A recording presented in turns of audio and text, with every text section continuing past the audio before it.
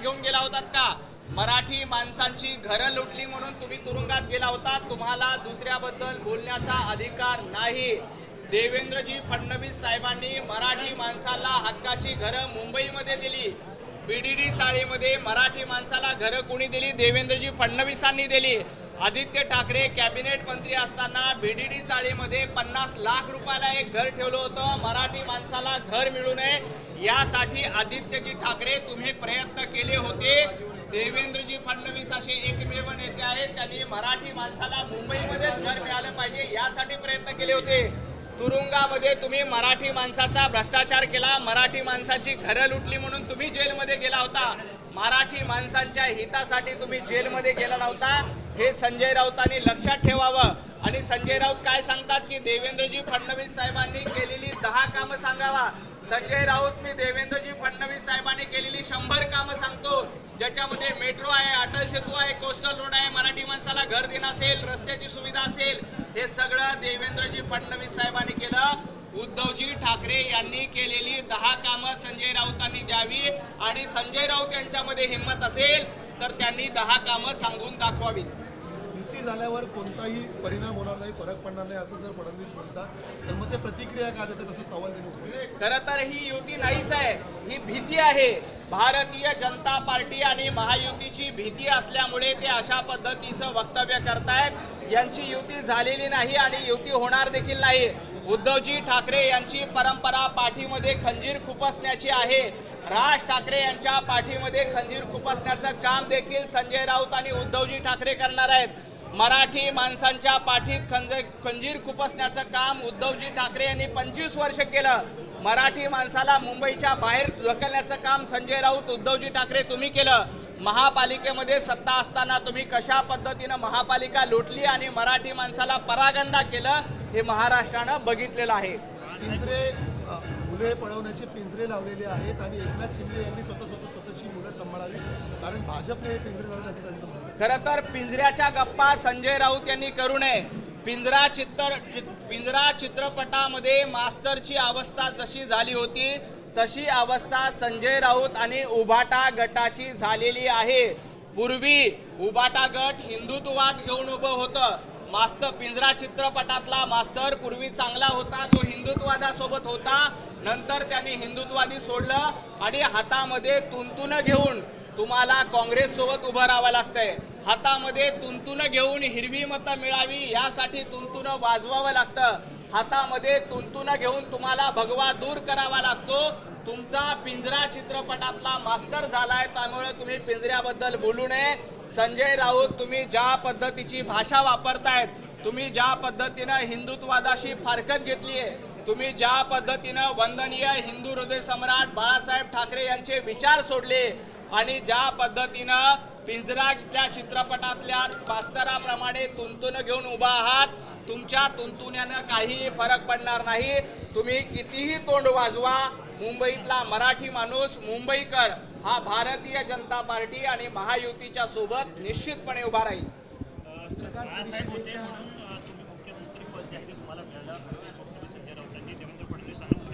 एक मात्र नक्की आहे, उद्धवजी ठाकरे होते म्हणूनच देवेंद्रजी फडणवीस साहेब मुख्यमंत्री झाले. उद्धवजी ठाकरे यांनी देवेंद्रजींच्या पाठीमध्ये खंजीर खुपसला म्हणूनच देवेंद्रजी मुख्यमंत्री झाले. उद्धवजी ठाकरे हे हिंदुत्ववादाशी फारकत घेऊन मुस्लिम मतासाठी काँग्रेसच्या मांडीला मांडी लावून बसले म्हणूनच देवेंद्रजी मुख्यमंत्री झाले. उद्धवजी ठाकरे तुम्ही देवेंद्रजींना धोका दिला. उद्धवजी ठाकरे तुम्ही देवेंद्रजींच्या पाठीमध्ये खंजीर खुपसला. त्यामुळेच महाराष्ट्रातील जनता देवेंद्रजींच्या पाठीशी भरभक्कमपणे उभी राहिली. महाराष्ट्रातल्या जनतेनं देवेंद्रजींना आशीर्वाद दिले म्हणून देवेंद्रजी मुख्यमंत्री झाले. ज्या पद्धतीनं मुख्यमंत्री पदाच्या खुर्चीसाठी उद्धवजी ठाकरे तुम्ही काँग्रेस सोबत जाऊन आपला पक्ष दावणीला बांधला. आता उभाटा गटाची मुस्लिम लीग झालेली आहे आणि मुस्लिमांचं लांगुल चालन करणं, एकाच धर्मियांची मतं मिळवण्यासाठी लांगुल चालन करणं हे संजय राऊत आणि उभाटा गटाचं काम झालंय.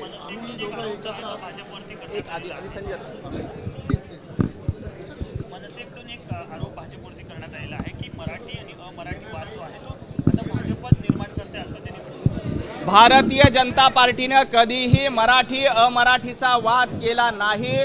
उलट मनसेने कशा पद्धतीनं अमराठी माणसांना मारहाण केली, कशा पद्धतीनं प्रांतवादाच्या नावावर, भाषेच्या नावावर सर्वसामान्य मुंबईकरांना मारलं, त्यामुळंच बटेंगे तो पिटेंगे अशा पद्धतीच्या पोस्टर काही ठिकाणी लावण्यात आलेले आहेत.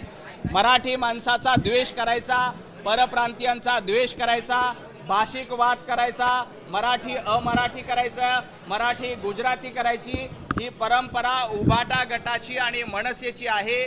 मुंबईकरांनी आणि महाराष्ट्राने ही परंपरा ओळखलेली आहे. त्यामुळं तुम्ही कितीही प्रयत्न केले तर मराठी अमराठी होणार नाही. संपूर्ण मुंबईकर हे भारतीय जनता पार्टीच्या पाठीशी खंबीरपणे उभे राहतील आणि मुंबईकरांचे आशीर्वाद देवाभाऊ भारतीय जनता पार्टी आणि महायुतीच्या पाठीशी उभे राहतील, याच्यामध्ये अजिबात शंका नाही. संजय राऊत बोलतायत की दोन्ही ठाकरे एकत्र आले ते आमचं आम्ही बघून घेऊ. तुम्ही मराठी माणसाच्या संघटना तोडायचं काम केलं, तुम्ही दोघे एकत्र काय मालिश करायला एकमेकांचे एकत्र आले का? दोन्ही ठाकरे एकत्र आलेत असा दावा संजय राऊत करतात. परंतु काल जेव्हा आकडेवारी सांगण्याची वेळ आली त्यावेळेला संजय राऊतांचं तोंड बघण्यासारखं होतं. राज ठाकरे असं म्हणाले की आता आम्ही आकडेवारी सांगणार नाही. त्यावेळेला संजय राऊत यांचा चेहरा पडला होता. त्यांना माहीत होतं की उद्या आकडेवारीवरून युती फिसकटू शकते. त्यामुळे संजय राऊतांची काय अवस्था काल पत्रकार परिषदेमध्ये झाली हे महाराष्ट्रातल्या जनतेनं उघड्या डोळ्यांनी बघितलेलं आहे. उद्धवजी ठाकरे यांची परंपरा धोका देण्याची आहे. उद्धवजी ठाकरे यांची परंपरा पाठीमध्ये खंजीर खुपसण्याची आहे आणि संजय राऊत मटक्यावर आकडे लावण्यामध्ये एक्सपर्ट आहेत. याआधी भांडूपच्या नाक्यावर बसून आकडे लावण्याचं काम संजय राऊतांनी सातत्यानं केलं होतं. आता देखील ते अशाच पद्धतीचे आकडे लावतायत. पण मराठी माणूस अशा आकड्यांवर विश्वास ठेवत नाही. मराठी माणूस केलेल्या कामावर आणि देवाभाऊंवर विश्वास ठेवतो. आशिष शेलारांची टीका जी आहे ती मनसेकडून आता केली जाते. संदीप देशपांडे असे म्हणाले की आशिष कुरेशी आहे आणि कुर्सी लागलेला असा एक उल्लेख त्यांनी केला. ज्यांच्याकडे विचार नाहीत, ज्यांच्याकडे आचार नाहीत, ज्यांच्याकडे भूमिका नाही, त्या संदीप देशपांडेंनी आशिषजींवर टीका करू नये. ज्यांना सुपारी घेण्याची सवय आहे, ज्यांना सेटलमेंट करण्याची सवय आहे, त्यांनी भारतीय जनता पार्टीवर टीका करू नये.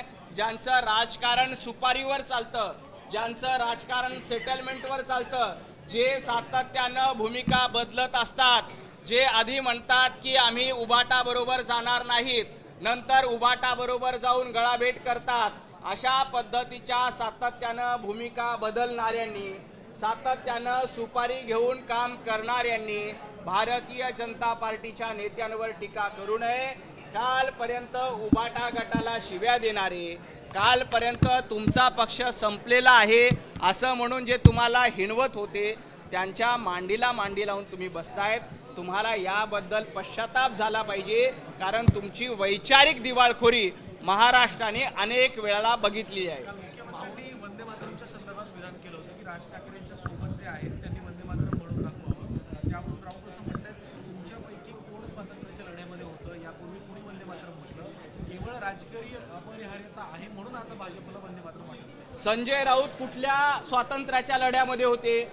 संजय राऊत आपण कुठल्या लढ्यामध्ये जेलमध्ये गेला होतात?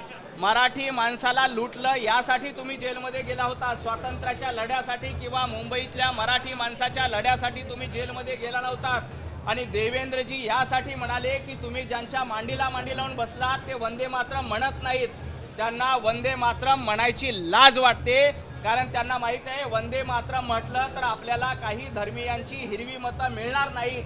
त्यामुळं माझं संजय राऊतांना देखील आव्हान आहे, तुम्ही जाहीर व्यासपीठावरून संपूर्ण वंदे मातरम म्हणून दाखवा.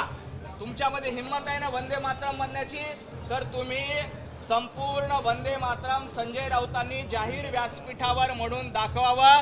कारण संपूर्ण वंदे मातरमला काही लोकांचा विरोध आहे, काही हिरव्या मतांचा संपूर्ण वंदे मातरमला विरोध आहे. संजय राऊतांमध्ये एवढाच दम असेल, संजय राऊतांमध्ये एवढीच हिंमत असेल, तर त्यांनी संपूर्ण वंदे मातरम म्हणून दाखवावं. तुम्ही ज्या मुस्लिम मतांच्या जोरावर, ज्या हिरव्या मतांच्या जोरावर स्वतःची पार्टी मुस्लिम लीग करून घेतायत, तुमची काय अवस्था झाली हे महाराष्ट्राने बघितलेलं आहे. बावनकुळेंनी वेगळ्या विदर्भाची भूमिका मांडली, त्यावेळी महाराष्ट्राचे मुख्यमंत्री म्हणून देवेंद्र त्यांनी त्याला जाब विचारायला पाहिजे होता असंही राऊत म्हणतात. वेगळ्या विदर्भाची आत्ता भारतीय जनता पार्टीची भूमिका नाही. संयुक्त महाराष्ट्र मुंबईसह असला पाहिजे हीच भारतीय जनता पार्टीची भूमिका आहे. वेगळा विदर्भ आत्ता आमच्या अजेंड्यावर नाही आहे. त्यामुळं बावनकुळे साहेबांनी जे वक्तव्य केलं त्याबद्दल देखील त्यांनी सांगितलेलं आहे की आत्ता आमची वेगळ्या विदर्भाची भूमिका नाही. आजच्या युतीनंतर एक महत्त्वाची बातमी समोर येते. शरद पवार हे संजय राऊतांवर नाराज आहेत. मुंबईतल्या जागांबद्दल शिवसेना मनसे चर्चा झाली, परंतु राष्ट्रवादीला ज्या जागा दिल्या जात आहेत त्यावरून ही शरद पवारांची नाराजी व्यक्त करतात. संजय राऊतांवर फक्त शरद पवार नाराज नाहीत तर संजय राऊत यांच्यावर राज ठाकरे देखील नाराज आहेत. आपलाच महापौर होणार असं राज ठाकरे यांनी काल सांगितलं होतं की महापौर आमचाच होईल. हे सांगितल्यानंतर उबाटा गटाचा आणि संजय राऊतांचा चेहरा बघण्यासारखा होता. त्यामुळं फक्त शरद पवार नाहीत तर राज ठाकरे देखील संजय राऊतांवर नाराज आहे आणि हे महाराष्ट्राने बघितलंय. यांची युती नाही तर ही फुटी आहे. ही फुटी महापालिकेत आपल्याला बघायला मिळेल. खूप खूप धन्यवाद. एबीपी माझा, उघडा डोळे बघा नीट.